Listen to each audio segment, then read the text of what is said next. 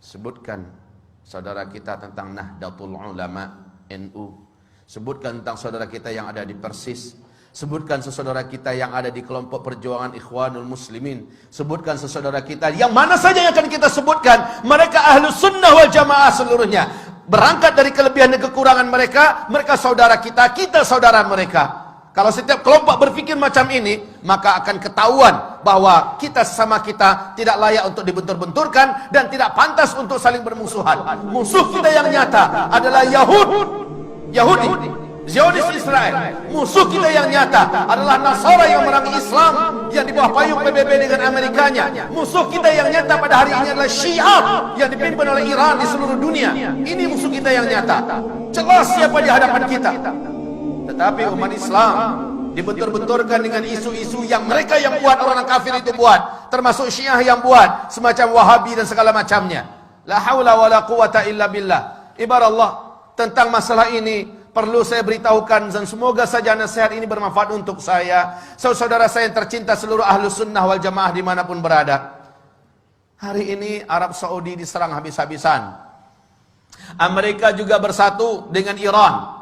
Iran berarti di belakangnya ada Rusia, ada Cina, ada India dan lain-lainnya. Ini adalah blok timur. Amerika sebagai energi terkuat yang ada di PBB menyatakan Iran adalah saudara kita. Sekarang di Iran, seluruh kota-kota yang ada di Iran hari ini ibarat Allah, semua tulisan-tulisan matilah Amerika di dinding-dinding di mana saja sudah mereka hapus. Yang digantikan dengan matilah Saudi, matilah Saudi, matilah Saudi. Lalu orang-orang muslimin di seluruh dunia termasuk di Indonesia berhasil dibakar dan disulut dengan isu Wahabi yang disematkan kepada Saudi, disematkan kepada imam-imam yang memimpin di Masjidil Haram, di Masjid Nabawi, disematkan istilah Wahabi ini kepada ulama-ulama yang bersumber dari Saudi. La haula wala quwata illa billah. Ketahuilah hamba-hamba Allah, ini fitnah. Sebab apa? Dengarkan hadis-hadis Rasulullah sallallahu alaihi wasallam berikut ini. Semoga kita tersadar betapa kita telah diadu domba oleh musuh-musuh Allah yang membawakan istilah-istilah yang tidak patut untuk dipercayai bersama.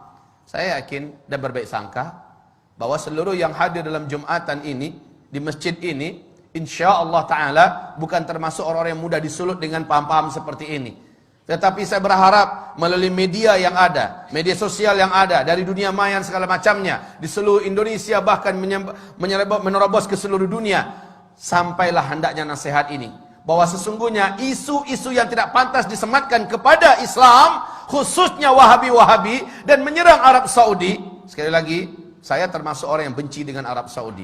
Dulu, kenapa? Loyalitas Arab Saudi pada Amerika, loyalitas Arab Saudi kepada Zionis Israel, loyalitas mereka. Tapi ketika Arab Saudi jatuh ke tangan orang yang saleh, insyaAllah, Allahu a'lam, di tangan Raja Salman, bagaimana dia mendeklarasikan kesatuan umat Islam di atas kepentingan Islam, bagaimana dia bersumpah bahwa akan membebaskan Al-Quds, bagaimana dia menyatakan baraknya terhadap segala macam kejahatan-kejahatan yang dilakukan oleh Timur dan Barat, terkhusus oleh PBB, dan tidak mau lagi diatur oleh PBB.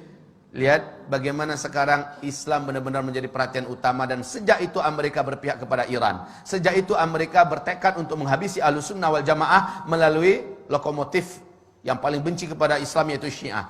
Maka kaum muslimin, perhatikan sekarang.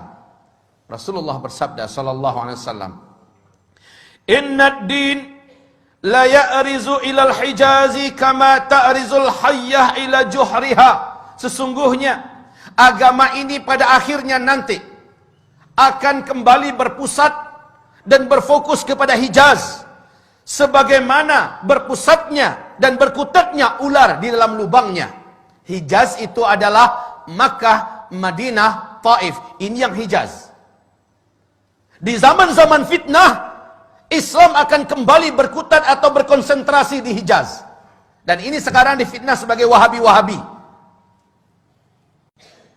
Rasulullah sallallahu alaihi wasallam ceritakan oleh Abu Hurairah, semoga Allah ridha kepadanya, Rasulullah bersabda, "Innal Islam bada'a ghariban wa sayaudu ghariban kama bada'a." Islam mula-mula datang, dia adalah aneh, dikucilkan dan tidak diterima. Nanti ketika di akhir zaman Islam akan kembali dianggap aneh, dikucilkan dan kembali tidak diterima. Justru oleh umatnya sendiri. Wa huwa ya'rizu bainal masjidaini kama ta'rizul hayyatu fi juhriha. Dan Islam ini, kata Rasulullah sallallahu alaihi wasallam, hanya akan terpusat di dua masjid ini, yakni Masjid An-Nabawi dan Masjidil Haram, berarti di Mekah dan di Madinah, ya. Kama ta'rizul hayyatu fi juhriha, sebagaimana ular berpusat di dalam lubangnya. Hari ini sekali lagi isu tentang Abdul Wahab bin Abdul Rahman Al-Afriqi di abad kedua dari kelompok komunitas Khawarij yang menganggap kelompoknya saja yang paling benar, di luarnya sesat seluruhnya, yang mengkafir-kafirkan orang, membid'ah-bid'ahkan orang pada abad kedua Hijriah. Bukan Syekh Muhammad bin Abdul Wahab At-Tamimi yang ada di Hijaz, bukan. Ini jelas mujaddid. Tetapi umat Islam ini dengan dalam buku yang ditulis oleh Muhammad Novelis, Zionis dan Syiah bersatu menghantam Islam. Ternyata istilah Wahabi-Wahabi yang harusnya di abad kedua yang muncul itu, si Khawarij itu, ini yang dihidupkan dan disematkan kepada Syekh Muhammad bin Abdul Wahab. Dan ini tidak benar, ini batil. Syekh Muhammad bin Abdul Wahab adalah seorang mujaddid, ulama Ahlus Sunnah wal Jamaah. Lihat seluruh bacaan-bacaan yang ditulisnya, lihat seluruh gubahan-gubahannya, lihat seluruh penyampaiannya, sama dengan yang ada pada umat Islam pada hari ini, baik yang dipakai dan diamalkan oleh NU, baik yang diamalkan dipakai oleh umat Islam yang ada di Muhammadiyah, baik yang dipakai oleh Ahlussunnah wal Jamaah yang ada di mana-mana. Tapi yang ditulis, yang diucapkan, dilafazkan oleh sang Khawarij abad kedua Hijriah, yakni Abdul Wahab bin Abdul Rahman, ini dia yang sesat, menyesatkan. Tapi orang-orang Syiah menyematkan ini kepada Syekh Muhammad bin Abdul Wahab. Inilah kebatilan yang nyata, ibarat Allah yang kami muliakan. Lalu umat Islam sekarang mau saja percaya dan dibentur-benturkan. Betapa prihatinnya, perih hati saya ketika mendengar ada seorang Sunni diusir oleh saudara Sunninya yang lain. Kenapa? Sunni yang ini adalah mereka dari komunitas mayoritas, punya kebiasaan mengamalkan ini nama itu. Yang Sunni ini tidak mau mengikuti semacam Maulid Nabi, Isra Mi'raj, nggak mengikuti, ya. Tapi dia tetap baik berhubungan dengan masyarakat. Dianggap dan dibakar-bakar, disponsori, ini adalah paham Wahabi. Diusir dari kampungnya, diusir, tidak boleh lagi tinggal di kampung, bahkan diancam bakar. Rumahnya memang dibakar. Sampai-sampai ketika disakiti sekeluarga, padahal sama-sama Sunni, yang bertepuk tangan Syi'i, orang Syiah, karena kompor yang mereka nyalakan telah membakar sesama umat Islam. Harusnya kaum muslimin sadarilah, semua sifat-sifat Wahabi yang diceritakan oleh saudara kita yang menyebar di mana-mana 100% ada pada komunitas Syiah. Semua sifat-sifat yang ada pada Wahabi-Wahabi itu ada pada Syiah seluruhnya. Baca tentang Syiah, lihat perangai Wahabi, 100% ada pada Syiah. Yang maling mereka, yang teriak maling mereka dan mengadu domba sesama umat Islam. Sadarlah. Sadarlah. Wahai saudaraku, jangan mau dibentur-benturkan. Cintai saudaramu. Dan kata Rasulullah SAW, La tadkhulul jannah hatta tu'minu. Kamu tidak akan pernah masuk ke dalam surga sampai kamu menjadi orang yang beriman. Wa la tu'minu hatta tahabbu. Dan kamu tidak akan pernah menjadi orang yang beriman sehingga kamu saling mencintai. Kamu tidak akan pernah menjadi orang yang beriman sampai kamu saling mencintai. Saling mencintai ini adalah syarat menjadi orang yang beriman. Ibarat Allah, ma'asyiral muslimin, hamba-hamba Allah yang kami muliakan. Bagaimana, surga mana yang akan kita layak masuki sementara kita membenci sama orang beriman?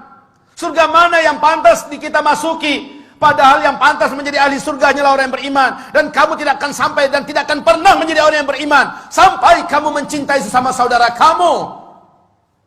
Perbedaan nama, perbedaan karakter, perbedaan sifat dan sebagainya, jangan dijadikan alasan untuk kita tidak menganggapnya saudara kita. Orang tua kita sama, Al-Quran dan As-Sunnah. Rumah besar kita sama, Islam. Yang prinsip-prinsip kita masih sama. Hanya perbedaan-perbedaan ini jangan sampai kita mau dicabik-cabik. Ini yang menjadikan setan itu, walakin fit tahrishi bainahum, akan tetapi dengan memecah belah dan mengadu domba sesama mereka. Di sini pintunya yang didapat oleh setan ada pada umat ini. Semoga hamba Allah yang menyampaikan diampuni oleh Allah Subhanahu wa taala ketika hamba ini melakukan khilaf dan salah dan berkata-kata